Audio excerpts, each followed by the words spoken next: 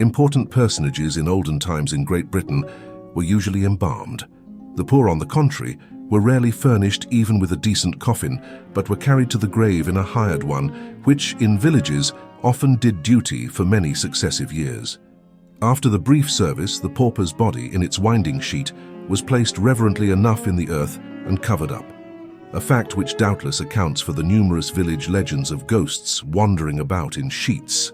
Charitable people paid for masses to be said by the friars for their poorer brethren, and the guilds paid all expenses of the funeral, which were naturally not very considerable. On the other hand, the funeral of great personages from king to squire was a function which sometimes lasted a week. The bell tolled the moment the death became known to the bell ringer.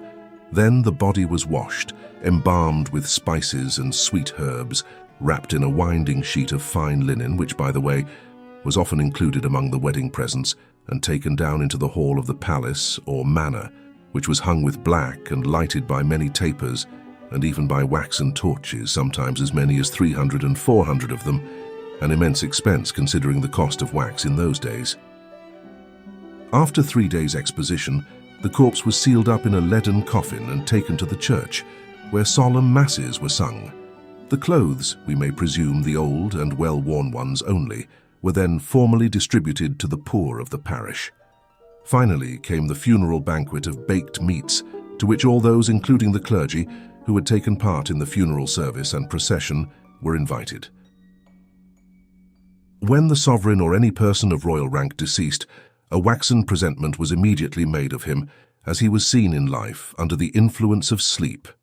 This figure, dressed in the regal robes, was exposed upon the catafalque in the church instead of the real body, a custom doubtless inspired originally by hygienic motives, for frequently the funeral rites of a king or prince of the blood were prolonged for many days. This custom lasted with us until the time of William and Mary. In France it disappeared in the middle of the 17th century, the last mention of it being on the occasion of the death of Anne of Austria. For we read in a curious letter from Guy Patin to his friend Falconet, "The Queen Mother died today.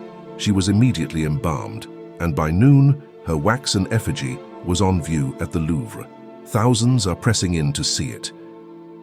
We still possess some curious details concerning the funeral of Henry V, who died at Vincennes in 1422. Juvenal des Usines tells us that the body was boiled so as to be converted into a perfect skeleton for better transportation into England. The bones were first taken to Notre Dame, where a superb funeral service was said over them. Just above the body, they placed a figure made of boiled leather, representing the king's person as well as might be desired, clad in purple, with the imperial diadem on its brow and the scepter in its hand. Thus adorned, the coffin and the effigy were placed on a gorgeous chariot, covered with a coverture of red velvet beaten with gold. In this manner, followed by the King of Scots as chief mourner, and by all the princes, lords, and knights of his house, was the body of the illustrious hero of Agincourt, conveyed from town to town until it reached Calais and was embarked for England, where it was finally laid at rest in Westminster Abbey under a new monument erected by Queen Catherine de Valois, who eventually caused a silver-plated effigy of her husband with a solid silver gilt head to be placed on the tomb, which was unfortunately destroyed at the time of the Reformation. The funeral of Eleanor of Castile, the adored consort of Edward I, was exceptionally sumptuous. This amiable queen died at Hardbay near Grantham of autumnal fever on November 29, 1290. The pressing affairs of Scotland were obliterated for the time from the mind of the great Edward, and he refused to attend to any state duty until his loved lady was laid at rest at Westminster.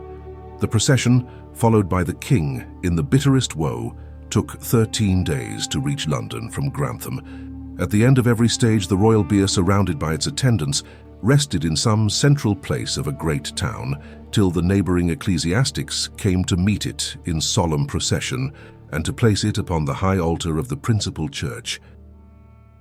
The first royal Protestant state funeral mentioned as taking place in this country was that of Queen Catherine Parr at Sudeley Castle. The ceremony was of the simplest description. Psalms were sung over the remains, and a brief discourse pronounced. The Lady Jane Grey was chief mourner, One ambassador who witnessed the interment of Henry VIII assures us that the waxen effigy of the king was carried in a chair to Windsor, and was an astonishing likeness. It was followed by 1,000 gentlemen on horseback, the horses all being draped with black velvet. Many masses were said in St. George's Chapel for the rest of the king's soul, but the obsequies do not appear to have been exceptionally splendid. The unpopular Mary Tudor's funeral was the last Catholic state ceremony of the kind which ever took place in Westminster Abbey. Queen Elizabeth attended her sister's funeral, which was a simple one, and listened attentively to the funeral oration preached by the Bishop of Winchester, who, when he spoke of poor Mary's sufferings, wept bitterly and exclaimed, looking significantly at her successor, "Melior est canis vivis leone mortuo." Elizabeth understood her Latin too well not to be fired with indignation at this elegant simile, which declared a living dog better than a dead lion, and ordered the bishop to be arrested as he descended from the pulpit. A violent scene occurred between him and the Queen, which Her Majesty prudently permitted him to have the best of by withdrawing with her train from the abbey.